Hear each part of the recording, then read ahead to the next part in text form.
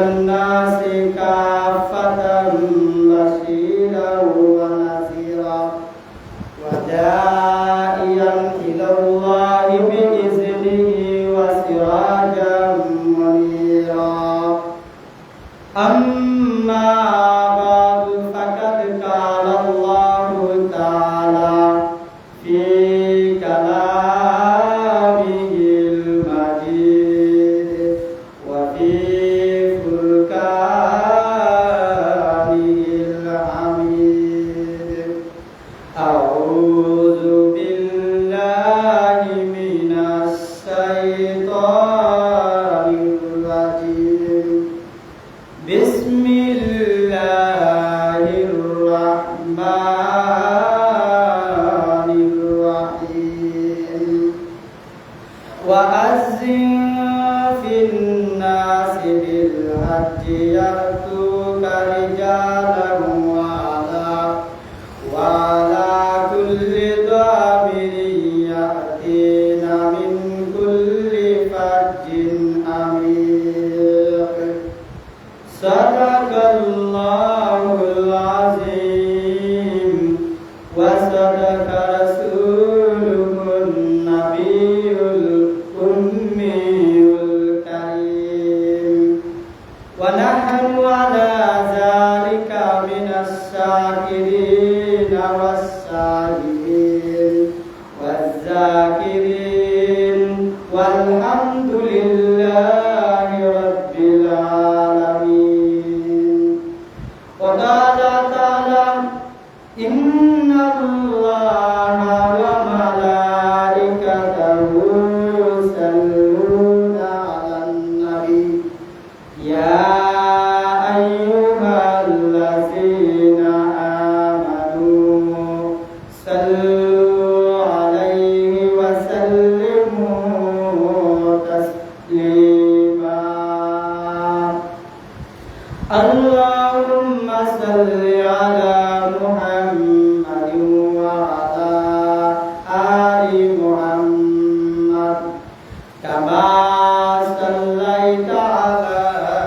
إبراهيم وعلى آل إبراهيم إنك حميد مجيد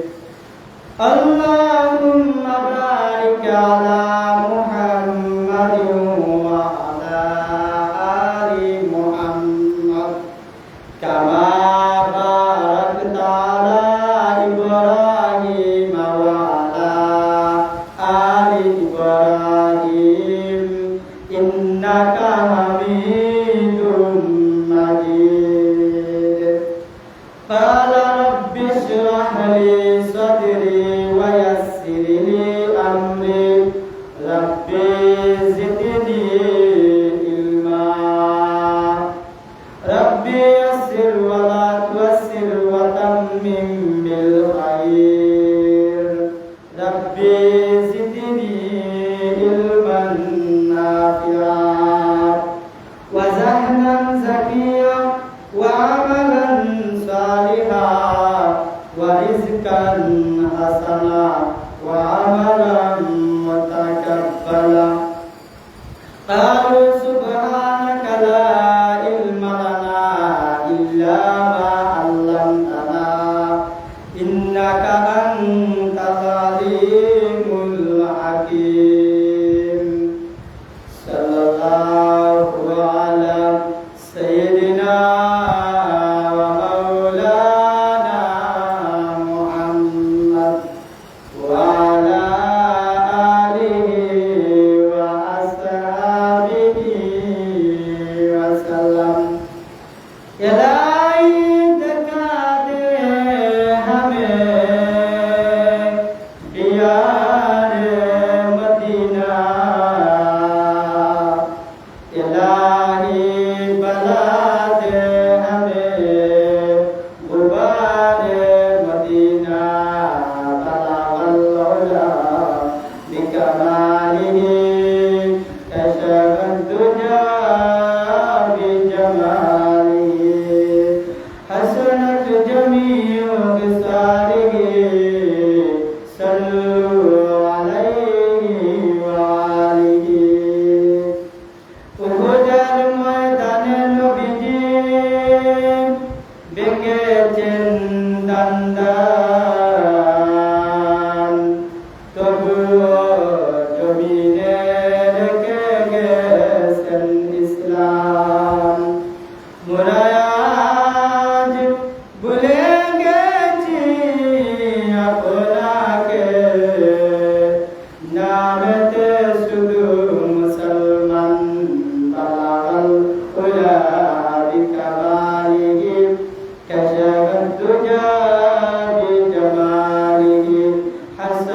جميع خصاله صلوا عليه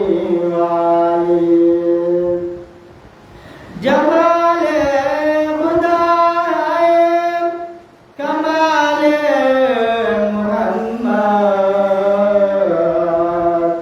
محمد نام دنیا پیدا کر دیا العلا بکماله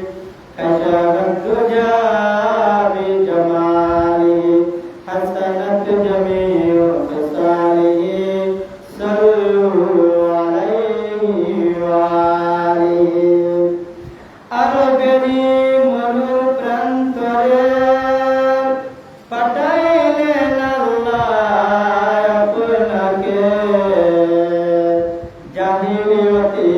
অন্ধকার যুগে নবী এসে নূর